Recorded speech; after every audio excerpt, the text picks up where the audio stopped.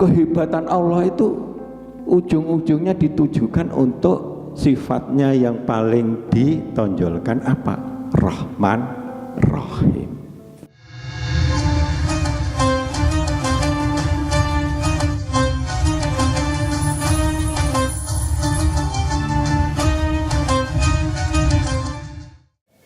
Assalamualaikum warahmatullahi wabarakatuh.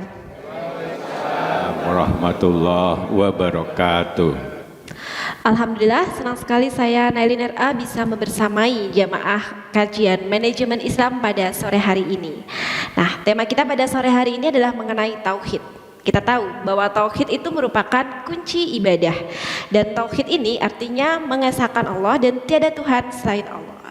Nah, untuk sore hari itu saking pentingnya tauhid ini, mari kita simak kajian tentang tauhid ini dari Ustadz Juli Murtado. Assalamualaikum warahmatullahi wabarakatuh. Waalaikumsalam warahmatullahi wabarakatuh. Alhamdulillahirabbil alamin wa bihi nasta'inu ala umuri dunya waddin.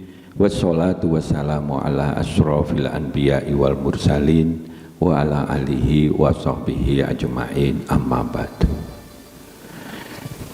Kula berdiri nggih. Bapak-bapak, ibu-ibu, derek-derek sedaya yang dirahmati Allah.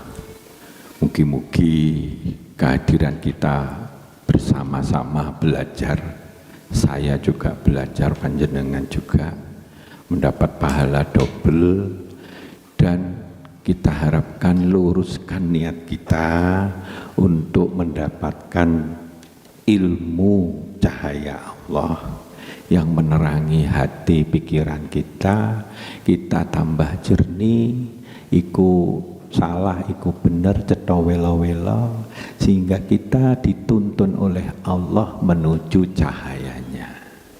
Nurun ala nur, yahdillahu linurihi mayasya.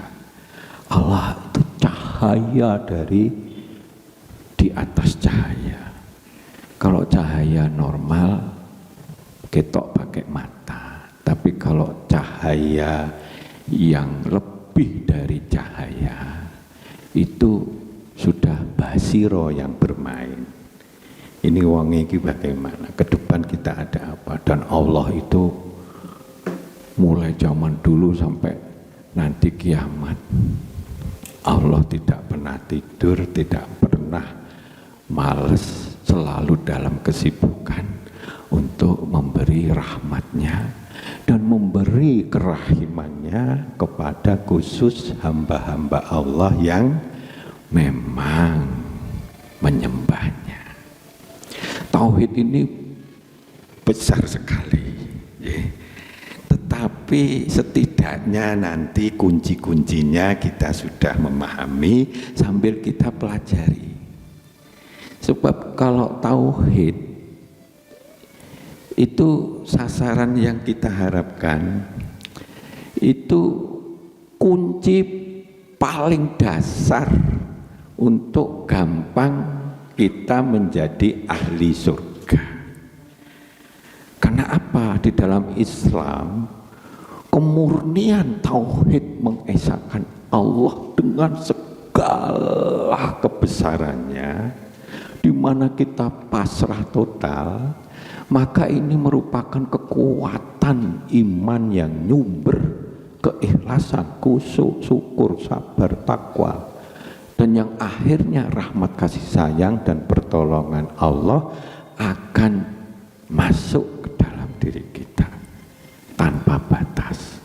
Sehingga para nabi, para waliullah, kalau nabi punya mukjizat, kalau waliullah punya karomah, basiroh dia luar biasa dalam, sehingga dalam kehidupannya dia bisa menikmati segala hal dengan penuh ketenangan, wala khaufun alaihim walahum yahzanun. Gak pernah khawatir sedikit pun. Ya wis lah panjenengan wayahe kita ini lagi pas-pasan, ya sudah, kita wayahe mungkin kelemahan kita, karena di dalam tauhid orientasi kita adalah Allah itu maha segalanya.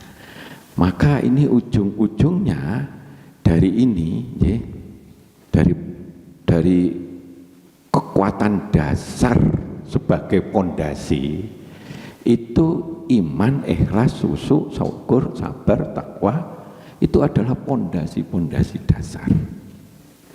Nah, ikune kuat, maka amal-amal kita akan nyumber menjadi kebaikan-kebaikan, menjadi rahmatan lil alamin.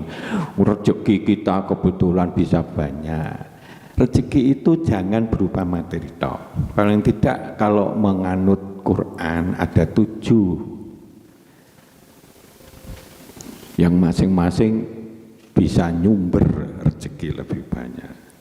Kalau itu dibuat suatu simbol, rezeki itu menyangkut kesehatan pikiran, kesehatan hati kita, kesehatan fisik kita, kredibilitas kita di mata lingkungan, nama baik kita di mata ini. Kan orang meninggal kalau kita baik kan namanya tetap baik, itu rezeki juga itu. Materi. Terus kemudian kenikmatan-kenikmatan yang kita peroleh. Ujung-ujung puncak kenikmatan itu hadiah terbaik dari Allah, yaitu surga. Insya Allah besok kita menjadi ahli surga. Amin.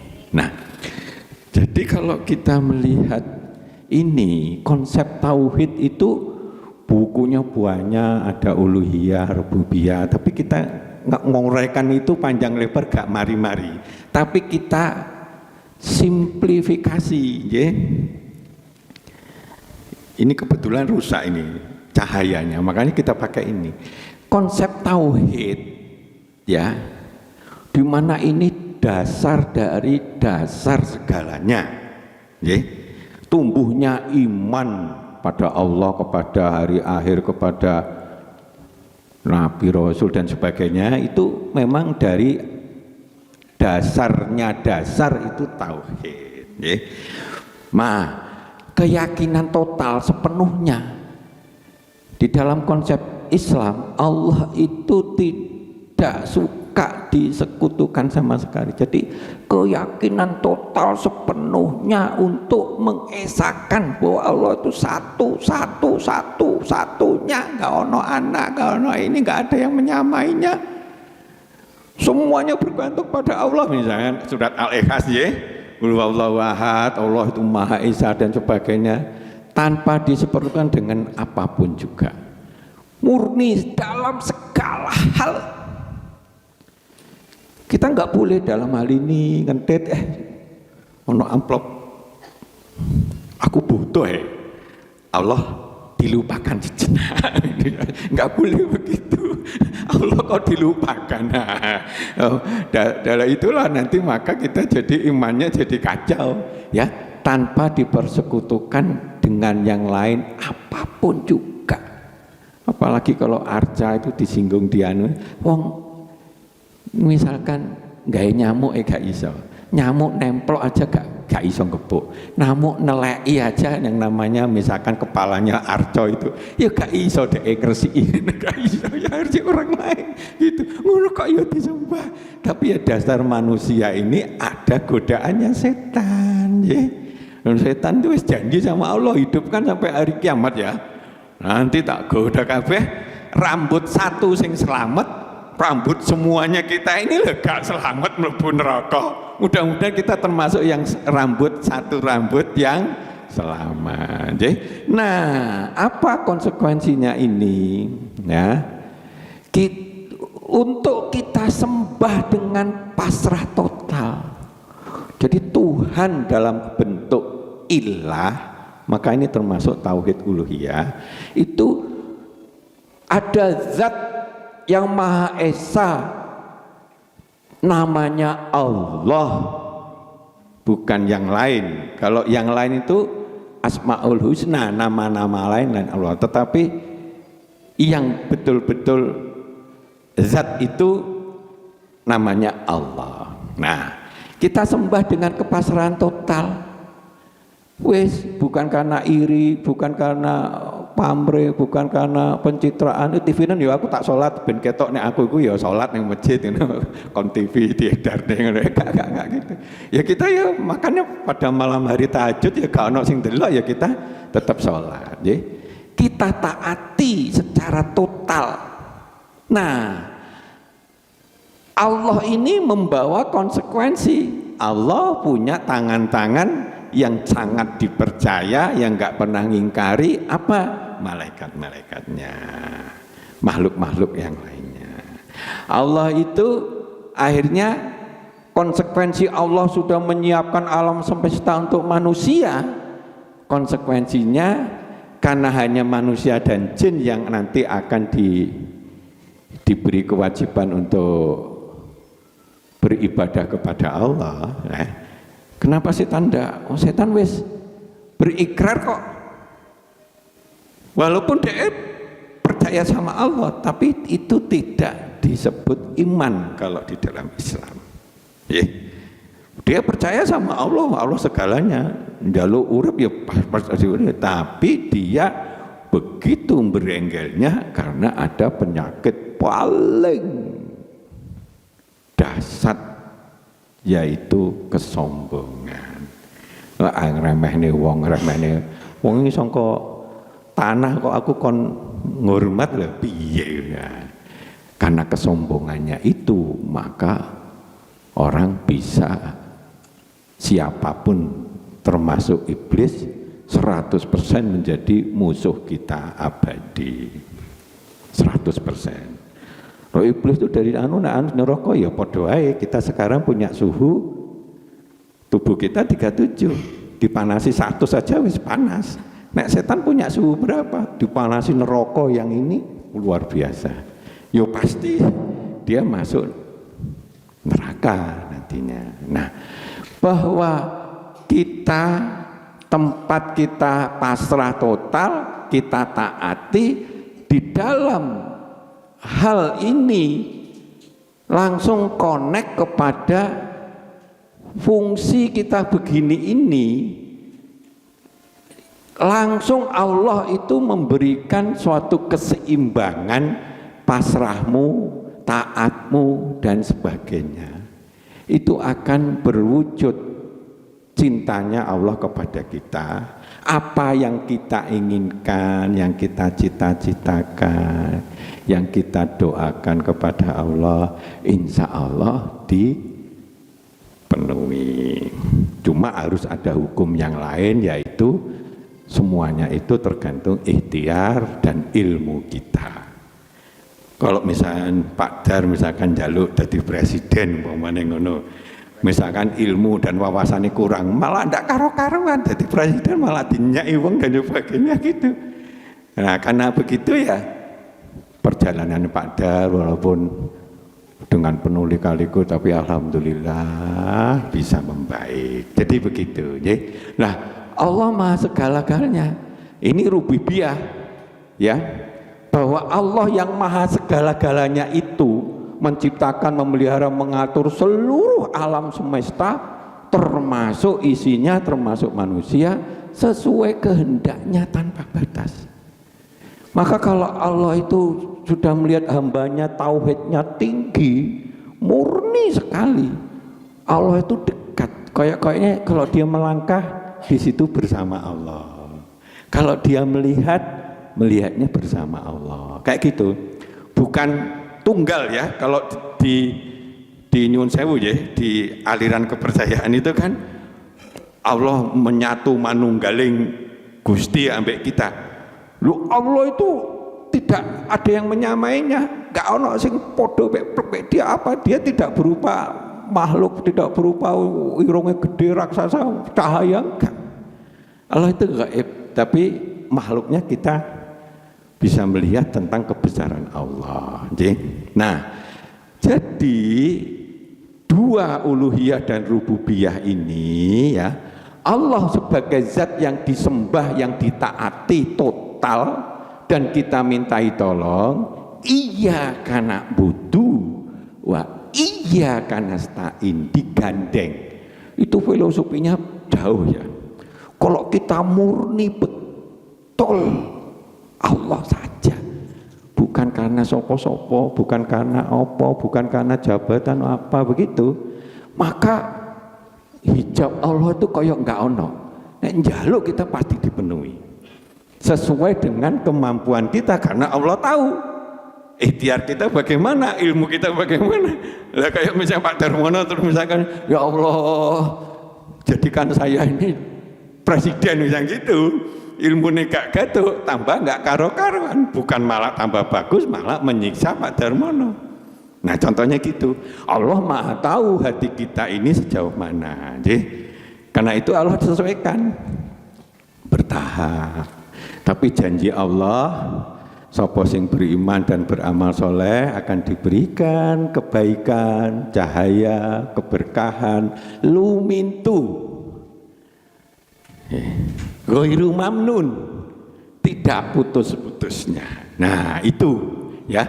Nah salah satu kalau kita lihat lah, konsep tauhid ini langsung connect kepada kekuatan iman kita. Berarti kalau makin tauhidnya makin tinggi, berarti corone itu turunannya kita harus ikut semuanya, tuntunannya ya kita ikut. Tuntunannya dulu ada kitab sudah disempurnakan Al-Quran. Dulu ada Rasul, Nabi, ujung-ujungnya Nabi akhir zaman, yaitu Rasul yang kita cintai, teladan total. Ya itu yang kita contohi. Seharusnya penganut agama lain itu seharusnya kalau mau konsisten, karena semuanya itu muslim, ya harusnya ikut yang terakhir ini. Karena dulu sederhana banget, nggak ono dulu tuh ada warisan, gitu. Karena zaman dulu tuh mau jika omah sakarepmu, mau buka hutan tanah berapa hektar pun sakarepmu, biar gitu wonge gak akeh, gitu kan. Sekarang makin kompleks, diaturlah bahwa Islam ini untuk di zaman globalisasi sampai dunia kiamat enggak ada. Nah, maka Allah mengatakan wa ma umiru illa liya'budullah mukhlishina lahuddina hunafa. Cobalah kita diperintah Allah menyembah Allah dengan memurnikan ketaatannya, jangan nyampur sama sekali. Ikuti tuntunan-tuntunan Allah, jalan yang lurus. Sebab jalan yang lurus itu sing diminta terus, iya karena butuh, iya karena nasta'in. Ihdinas siratal mustaqim, tunjukilah jalan yang lurus. Maka rezeki yang paling hebat itu sesudah tauhid dan iman ini adalah jalan yang lurus itu. Yang kita yakini, kita taati, kita jalankan, nyumber menjadi penuh limpahan rahmat saking Allah. Nah, ini contohnya. Oke, lanjutnya silakan. Baik, tentunya kita ingin ya menjadi hamba yang mendapat limpahan rahmat dari Allah Subhanahu wa taala itu dengan cara kita benar-benar memurnikan ketauhidan kepada Allah Subhanahu wa taala. Nah, nanti kita akan belajar lagi mengenai bagaimana sih kita memurnikan ketaatan kita kepadanya. Nah, oleh karena itu jangan kemana-mana, kita akan kembali setelah jeda pariwara berikut ini.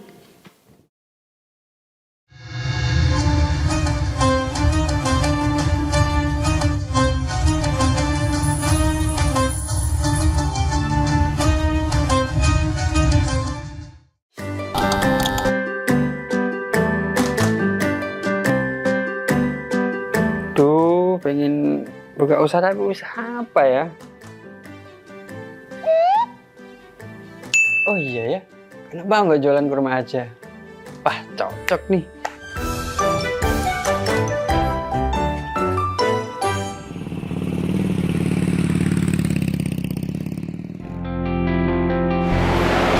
Mas, selamat datang Mas. Siap. Di toko Papa Barokah Pusat Kurma Jawa Tengah, ada yang bisa kami bantu?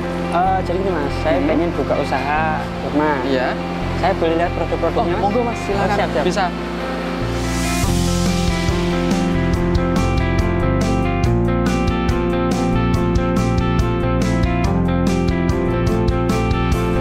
Assalamualaikum warahmatullahi wabarakatuh. Selamat datang saudara-saudara sekalian di toko Kafah Barokah. Kami menyediakan khusus untuk grosir di seluruh Jawa Tengah, bahkan di seluruh Jawa. Kita berusaha untuk membuat bagaimana kebutuhan tentang oleh-oleh dan perlengkapan haji bisa terpenuhi dengan murah, berkualitas, dan lengkap. Kita punya ada 3 kontainer, kemudian di cool room ini dinginnya sekitar 10, semuanya dari import langsung kita simpan sehingga kita bisa menyajikan produk kita ini dengan berkualitas. Ke depan kita bisa mengembangkan terus, bahkan nanti kita akan berusaha untuk import sendiri. Mudah-mudahan ada manfaatnya. Assalamualaikum warahmatullahi wabarakatuh.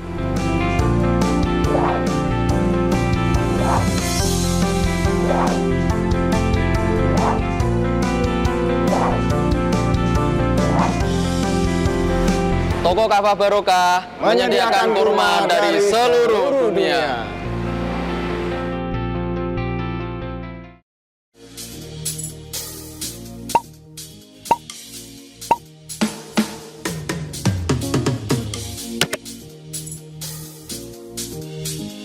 Mumpung libur, mau cari wisata yang anti mainstream di Pati di mana ya?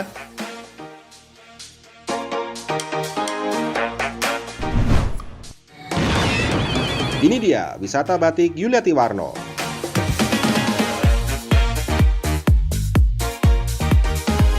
Selain melihat koleksi hingga berbelanja batik di wisata batik Pati Yuliati Warno, kamu juga bisa mencoba sensasi membatik yang ditemani oleh pemandu profesional dan handal di bidangnya. Nah, mumpung lagi di sini, gak afdol rasanya kalau gak nyobain baju batik.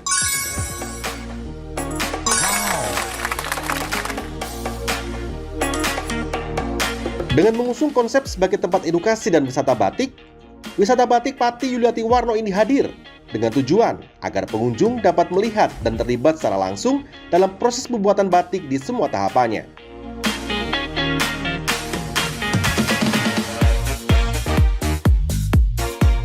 Wisata batik Pati Yuliati Warno terletak di Jalan Sunan Ngerang, Jalan Juwana Tayu, Kilometer 3, Desa Langanharjo, RT 7 RW 3, Kecamatan Juwana, Kabupaten Pati, Jawa Tengah.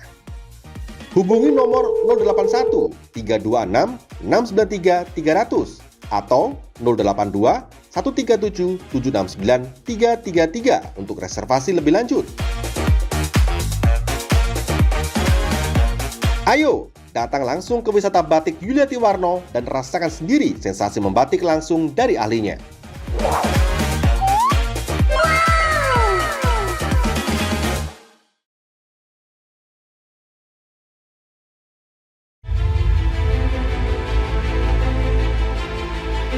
Memberikan pinjaman uang kepada saya dengan bunga 8% per bulan.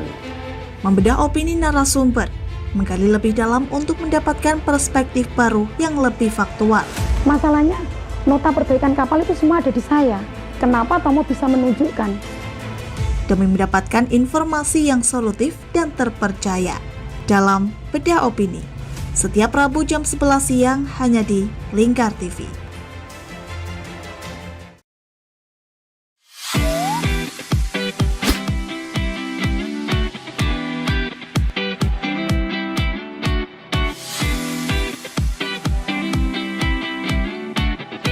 Kafah Mart Muslim Store Pati, toko perlengkapan haji dan umroh terkomplit dan berkualitas sekarisidenan Pati. Permisi Mbak. Monggo, Assalamualaikum. Selamat datang di Kafah Mart Mbak. Ada yang bisa saya bantu? Nah ini Mbak, kebetulan aku mau cari perlengkapan umroh dan juga oleh-oleh umroh ada? Ada Mbak, di sini semua perlengkapan oleh-olehnya sudah lengkap Mbak. Mari saya antar. Oke. Mau cari perlengkapan haji dan umroh? Ada. Mau cari mukena dan sajadah? Ada dong pastinya. Atau mau cari oleh-oleh haji dan umroh? Juga ada. Perlengkapan dan busana muslim pun ada juga loh. Komplit banget kan?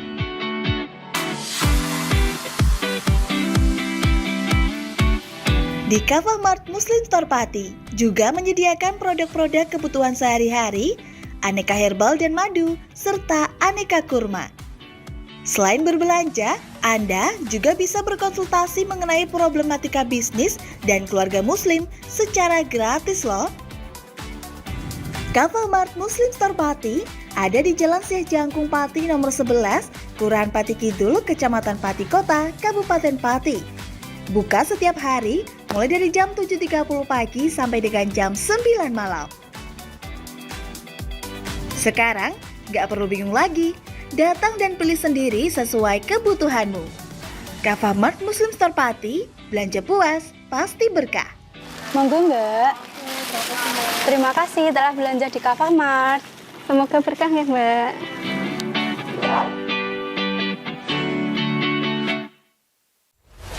Lingkar Media Group membuka polling Presiden 2024. Caranya, klik link berikut ini. Klik salah satu pilihan Anda,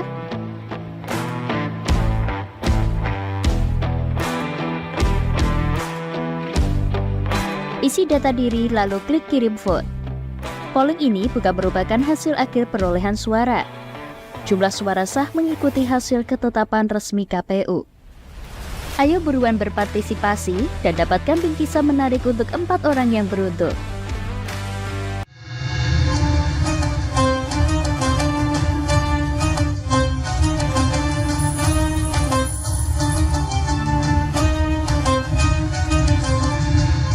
Kita sudah membahas mengenai pengertian dari tauhid itu dan juga mengapa sih kita sebagai seorang muslim itu harus mengukuhkan tauhid ini. Nah, selanjutnya kita akan mempelajari mengenai bagaimana cara kita memurnikan ketauhidan ini. Silakan Ustaz.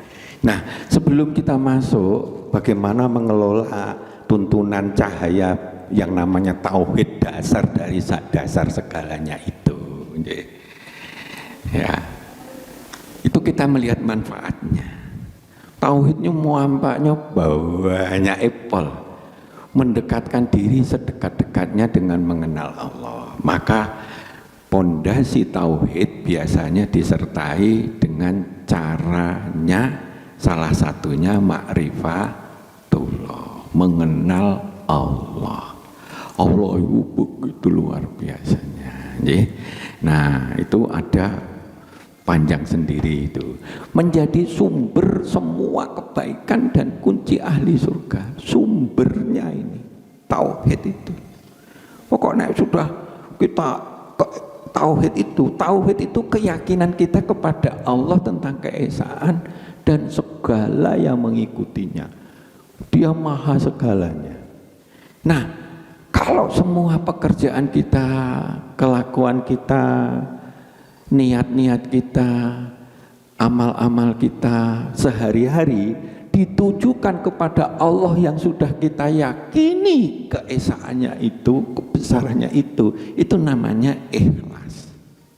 Ikhlas adalah pola sikap, pola pikir kita di dalam melaksanakan sehari-hari semata-mata ditujukan kepada Allah yang sudah kita yakini luar biasa itu.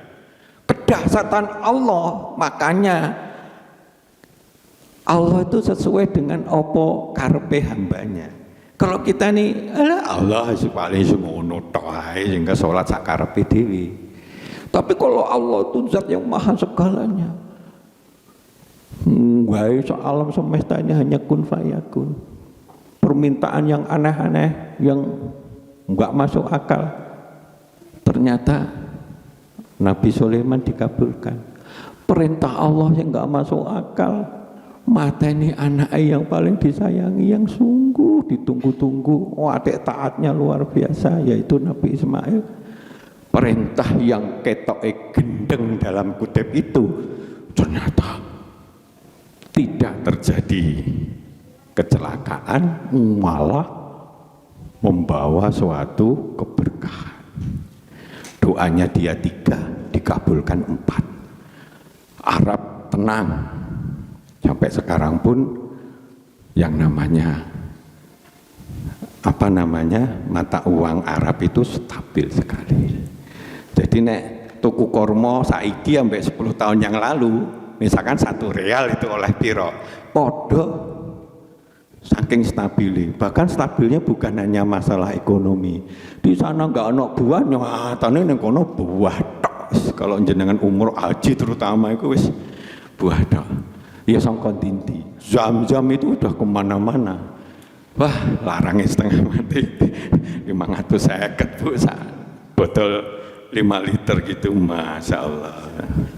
Nah, jadi seperti itu. Nah, ini menjadi sumber segala kebaikan. Maka nek jenengan semakin ma'rifatullah, mengenal Allah yang demikian luar biasanya Allah. Dan luar biasanya itu Allah itu nangis kalau kita lihat. Kehebatan Allah itu ujung-ujungnya ditujukan untuk sifatnya yang paling ditonjolkan apa? Rahman, Rahim. Allah itu jadi nyayangi menungso. Wis digaekne bumi, nek gedene 2 kali kacau, nek kecilian kacau. Jerone ada mahma. Kalau nggak ada mahma, medan magnet itu menguat. Sehingga air itu nggak sampai tekan dhuwur, nggak bisa kemana-mana. Maka di dalam ini ada mahma, sehingga medan magnet bumi akan berkurang. Masih 9,8 meter per detik gravitasinya.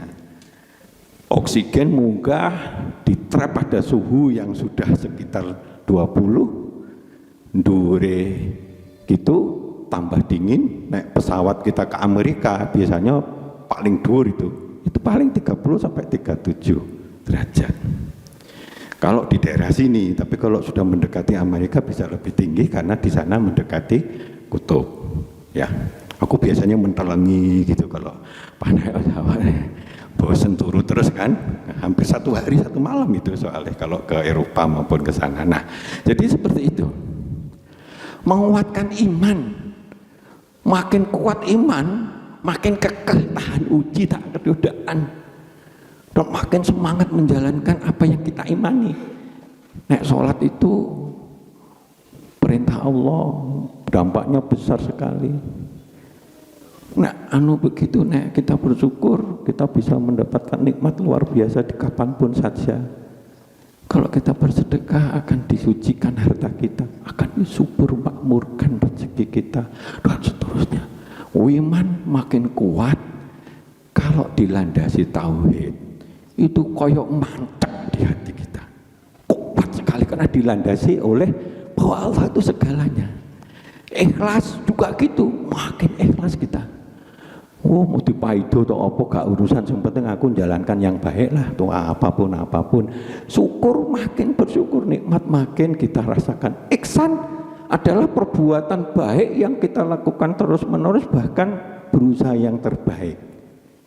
Innallaha yuhibbil muhsinin. Nah, sabar menghadapi banyak ujian dan sebagainya, kita kencang terus saja. Manjat dawajat, tembok itu digodok sampai jebol. Artinya di dalam menghadapi kesulitan, menghadapi keinginan untuk berkembang, punya cita-cita apa, kenceng terus menerus, usahakan sampai jebol. Artinya cita-cita ini capek. Takwa, tertingginya takwa itu ujung-ujungnya semua tuntunan itu dengan ringannya dia taati, dia hindari. Akhirnya menjadilah dia ahli surga. Hasanah dunya, hasanah akhirat. Doa-doa kita mudah terkabul, kekuatan Allah bagi kita makin besar. Tauhidnya makin tinggi, biasanya akan timbul karomah, misalnya para wali-wali. Dia ndelok apa, jangan ke sana, ketoke nggak cocok. Dia nekat ke situ, akhirnya ya celakaan misalnya gitu. Ya apa?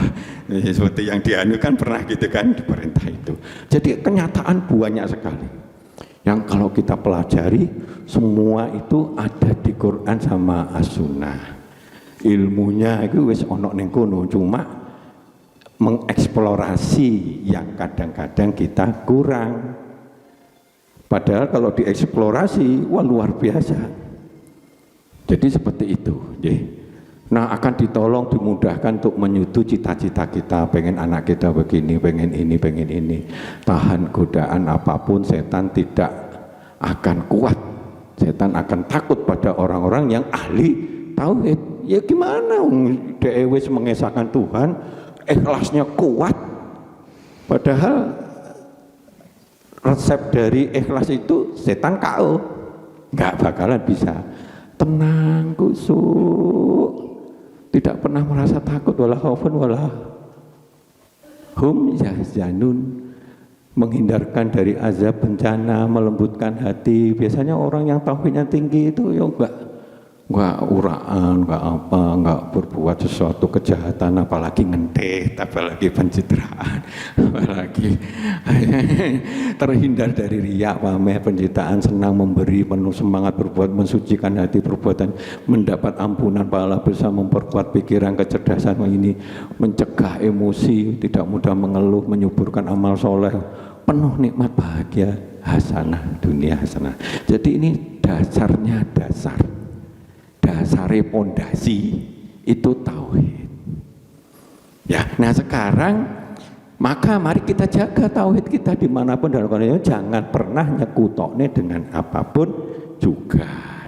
Nah sekarang kalau kita lihat contoh ya, di dalam ma'rifatullah, di dalam metode kita untuk memperkuat tauhid paling tidak ada 4. Satu, mengenal alam semesta, jagat raya. 2, mengenal lingkungan kita yang kita delok sehari-hari. Ada matahari, ada bintang, ada ini, ada hawa, ada uwit, ada apa-apa, ada tanah dan sebagainya. Kenapa uwit itu anunya hijau? Karena hijau itu menghasilkan oksigen, karena hijau itu menyejukkan pandangan mata, karena itu di surga besok itu akan banyak pepohonan warna hijau. Kenapa air itu begitu gemericiknya itu menenangkan? Karena itu di surga kelak ada yang namanya air mengalir dengan gemericik, dengan segala bentuknya, susu dan sebagainya. Nah, terus kemudian mengenal diri sendiri, kijajane piye dan sebagainya. Nanti sedikit punya film-film gitu ya, nggak tahu mau di-cut apa, pokoknya materinya ini boleh di-cut-cut di sana, dibatasi waktu, tapi kita selesaikan aja gitu ya, menjadi satu kesatuan. Nah terus kemudian apa? Terus kemudian kita pelajari cahaya Allah, tuntunan Allah, tanggung jawab Allah sudah menciptakan alam semesta ini dan manusia, yaitu Al-Quran dan As-Sunnah. Di situ begitu banyaknya tentang ini. Di dunia ini hanya satu-satunya segerombol orang perang sama raja diraja kaya raya, senjatanya komplit, hanya satu-satunya. Ceritanya apa? Ceritanya Bani Israel dipimpin Musa, bukan perang tapi belayu.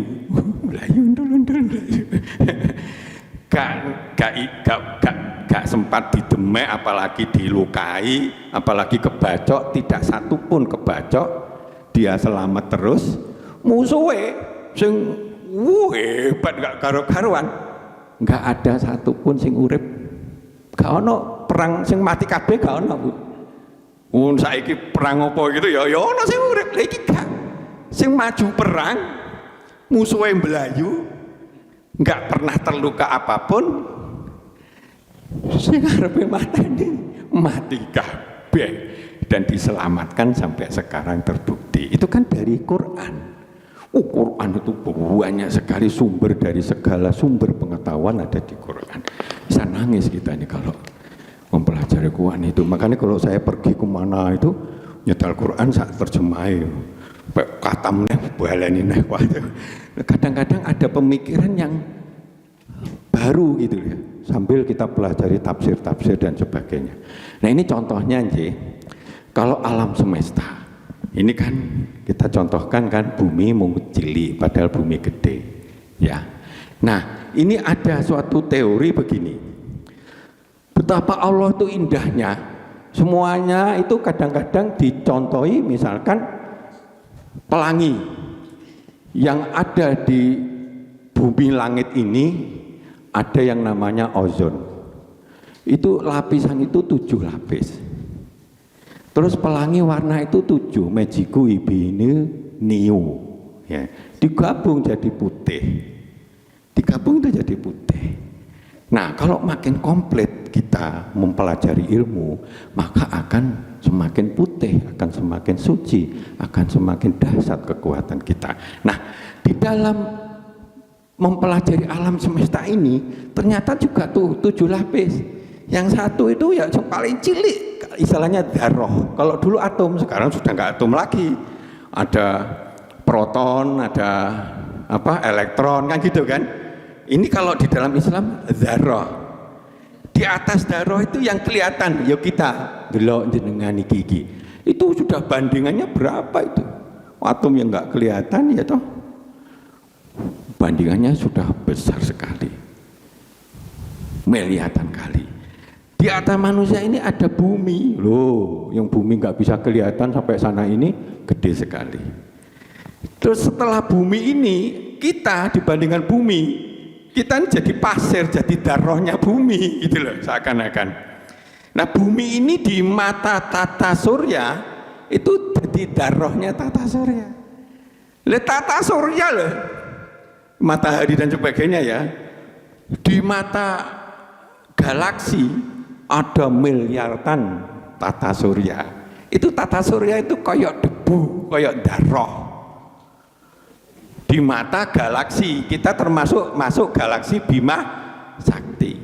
Lu galaksi itu loh, miliaran galaksi itu di universe yang namanya alam semesta. Entah luasnya nggak karu-karuan, nggak membayang nih. Dari yang kecil sampai ini Allah tahu. Ini 1, 2, 3, 4, 5, 6. Yang 7 apa? Allah itu di atas segalanya, maha besar. Alam semesta itu di mata Allah kecil, masya Allah. Kok kita ini ngeremeh nih sama Allah gitu ya? Nah, itu sampai 7. Makanya di dalam Al-Fatihah itu juga 7 ayat. Sa'i putaran tawaf kali. Nah, 7 kali kalau di dalam ilmu tafsir itu tandanya akeh kali. Akeh kali. Disimpelkan dengan 7 kali. Jadi sa'i itu gak iso apa-apa, wong pendidikannya ya pembantu ya toh. Bendino ndelok memang gak ono banyu, anake nangis. Iki ada tanggung jawabku piye ya Allah. Padahal banyak sak durunge tak delok ya gak ono banyu. Tapi piye mbok menawa ning kono ono banyu ya Allah. Belilah gitu ya. Yang namanya Siti Hajar. Ya ini bukan ngenyak Siti Hajar, ini prakteknya ngono. Delok nangis gitu. Begitu 7 kali oleh Allah didok. Ini memang sungguh-sungguh kamu. Sungguh-sungguh tenanan gue untuk suatu kebaikan. Walladzina jahadu fina. Itu bergetar hati kita kalau gitu ya. Sapa wae yang bersungguh-sungguh di dalam jalan Allah, dalam kebenaran fina. Fi dalam na itu Allah. Maka lanahdiyanahum subulana. Allah akan membuka jalan. Wes sampai kesel. Delok anake mancal-mancal jam. Masya Allah. Terus langsung wong banyak teko neng kono walaupun gak minta, langsung sebagai tali asih toh wong ide sing nemokne itu kan. Wah, ini menjadi subur lah di situ. Nah, ini lapisan 7. Nah, kalau kita lihat, kita visualisasikan, dia bumi cupilik tadi debu toh, musuh matahari. Lah, kalau sekarang musuh tata surya, bumi ku cupilik banget Pak. Inti bumi ki bingung aku. Nah, seperti kayak debu, ya. Nah, kalau ini tata surya ini kalau di dalam galaksi Bima Sakti ini jadi debu. Saking miliaran galaksi ini ada miliaran tata surya. Lah kok galaksi itu di dalam alam semesta koyok debu, miliaran galaksi. Masya Allah. Allah lebih besar enggak? Loh, Allah itu menciptakan segalanya hanya kun fayakun. Ya jauh, enggak ada batasnya. Mau berapa, mau dihancurkan dunia kiamat enggak enak, ya enggak apa-apa, urusan Allah gitu ya. Karena itu kita harus yakin, kita harus tunduk sama Allah ya. Nah, oleh Allah dikatakan dunia saisine andekan dianggap emas, ditambah lagi dunia saisine dianggap emas, itu kecil. Tapi kampung akhirat, surga di mata Allah itu pahala yang terbaik, reward yang terbaik. Ayo kita menuju ke sana. Nah, jadi begitu. Nah, kabeh nanti kita akan menjadi orang yang super cerdas. Mata kita tajam setelah kita mati. Kita barang dosa kita sadar pun kita tahu jadinya. Nek wis mati, Bu. Nah sekarang kita kan enggak tahu ya. Api elek itu nek wis mati. Oh, disitulah kalau kita kagian dosa kita menyesal. Rabbi laula akhortani ila ajalin qarib fa asaddaqa wa aku minas solihin. Ya Allah, tundanan matiku ya Allah, aku akan hidup lagi dengan baik ya Allah, aku akan bersedekah kemana-mana, ke masjid dan sebagainya ya Allah, aku pengen jadi orang baik ya Allah. Jadi kebanyakan satu butir ini gak nyesal, satu rambut, sing rambut liane menyesal seperti itu. Tapi waktunya sudah habis, salahmu dewe diberi kesempatan tapi gak tobat-tobat. Jadi seperti itu ya. Mungkin kita mulai masuk ke segmen tanya jawab ya Pak? Iya, tanya jawab aja. Mungkin ada yang jamaah manajemen Islam yang mau bertanya. Monggo silakan. Ya, satu. Bapak-bapaknya ada yang bertanya? Oke, kita dengarkan pertanyaannya dulu, nama dan alamatnya. Monggo. Assalamualaikum warahmatullahi wabarakatuh. Waalaikumsalam warahmatullahi wabarakatuh. Saya Ehini dari Keranggan untuk mengenai ikhlas, Bapak. Untuk bagaimana sih cara kita, ada tip-tip untuk ikhlas? Pertama, kemudian yang kedua, apakah ikhlas itu bisa dirasakan? Demikian Pak, terima kasih. Oke, ada lagi? Atau ini dulu? Oke, dijawab dulu ya sambil kita persiapkan pertanyaan yang selanjutnya. Itu sudah dibahas di manajemen ikhlas. Sayang kita ini tiap minggu nggak ikut, monggo boleh ikut saja nih. Nah, tapi ikhlas itu adalah pikiran kita, siap kita, niat kita di dalam menjalankan kehidupan sehari-hari itu semata-mata ditujukan kepada Allah. Kalau kita sudah mengenal Allah, tauhid kita kuat bahwa Allah itu segalanya, Allah sangat menyayangi. Kalau kita tujukan kepada Allah, nyuber kekuatan ilahiyah masuk ke kita dan sebagainya. Jadi wis to dunia ini Allah itu maha besar. Ini bisa jadi ujian kami. Kalau ujian dengan sabar kita dapat pahala, kita mudah diberikan jalan keluar. Itu terimonin dulu. Kalau kita ini kena musibah, terimonin dulu. Ya Allah, mungkin karena ini kelemahanku, mungkin karena ini sudah ujianmu, aku terima ya Allah. Namun aku akan berikhtiar ya Allah, dan berdoa kepada Allah, mudahkanlah kami memecahkan masalah yang sedang menimpa kami. Andaikan gitu. Tadi saya nggak melihat jenengan punya masalah, ini cuma contoh saja. Kalau ada gitu, terima dulu, terus kita berikhtiar sambil berdoa kepada Allah. Kesungguhan itu fina waladina jahadu fina lana dianahum jubulana, akan diberikan jalan. Ya seperti itu Bu Inta ya, bisa dirasakan, bisa, karena kita jadi legowo, kita bisa dekat sama Allah, kita merasa sudahlah ini pembelajarannya Allah, akhirnya kita bisa minta ampun, mbok menawa ada yang salah di kita, ndak salah Bu, introspeksi diri dan sebagainya, itu pengakuan itu Allah sangat senang. Maka ada istilah di Quran diulangi sampai puluhan kali, innallaha ghafurur rahim. Ghafurur itu artinya mbok menawa kowe ku ana salah-salah minta ampun. Bareng minta ampun Allah ridho, Rahim, kasih sayang Allah yang khusus untuk orang yang disukai karena sudah minta ampun. Allah itu seneng loh Pak. Allah itu kita minta ampun sama Allah. Saking senengnya akhirnya Allah memberikan rahimnya tadi, kekhususan kasih sayang yang khusus kepada hambanya. Bisa berupa penyembuhan, bisa kalau sudah komplikasi nggak karuan ya akhirnya oleh Allah dimatikan dengan husnul khotimah. Lebih bisa Bu daripada membebani terus-terus gitu kan, akhirnya sudahlah wis sepuh wis apa gitu akhirnya dimatikan. Penyelesaian Allah udah hak Allah itu. Sementing kan kita matinya husnul khotimah. Kalau sakit itu sabar itu kan ya akhirnya ngerontok nih dosa.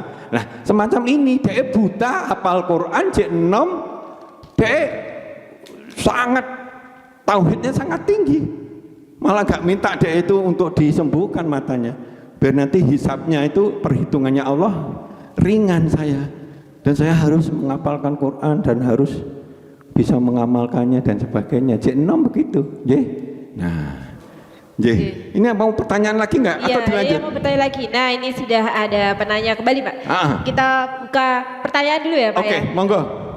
Tauhid adalah kunci ibadah, tiada Tuhan selain Allah. Nah, selain itu kaitannya dengan doa, Pak. Doa kita akan terkabul. Ada yang mengatakan memberi tuntunan harus membaca doa untuk ayah dan ibu dulu, kemudian baca sholawat dan dzikir, baru kita berdoa atau meminta. Apakah memang ada tuntunan yang pas untuk kita agar doa kita dikabulkan? Demikian, terima kasih.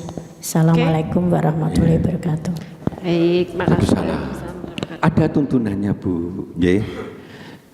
Adab doa itu yang baik, kita harus sungguh-sungguh, tulus ikhlas, percaya sama Allah bahwa Allah selalu mengabulkan hamba-hambanya yang berdoa. Ud'uni astajib lakum, akan aku kabulkan.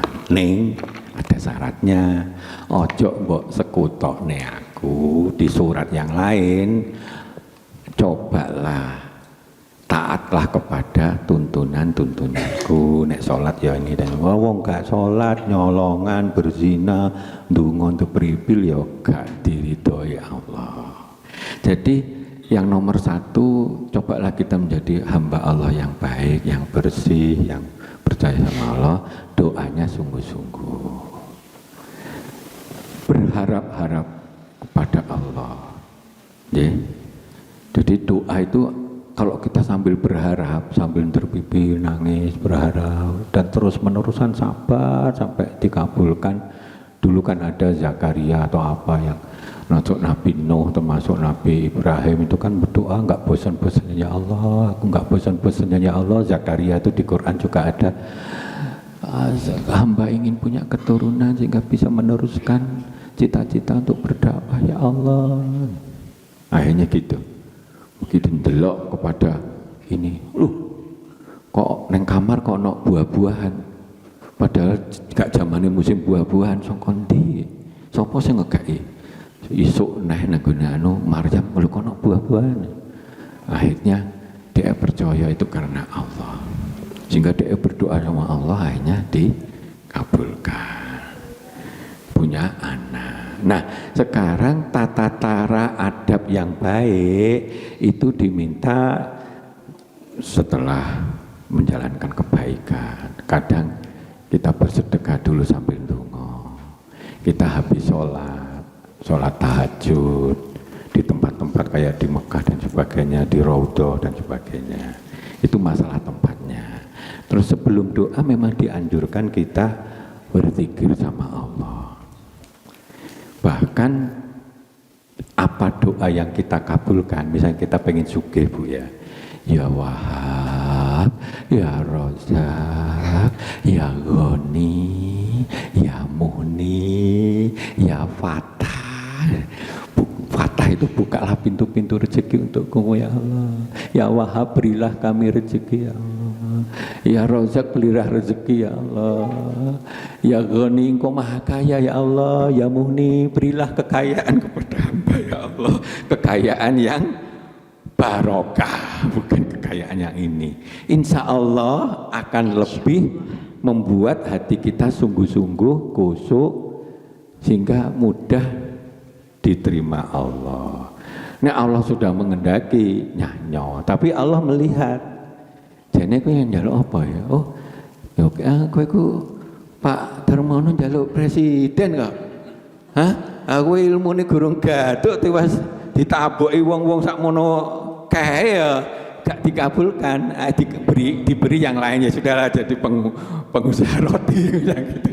Ya pokoknya rezekine lancar dan sebagainya gitu, nggih.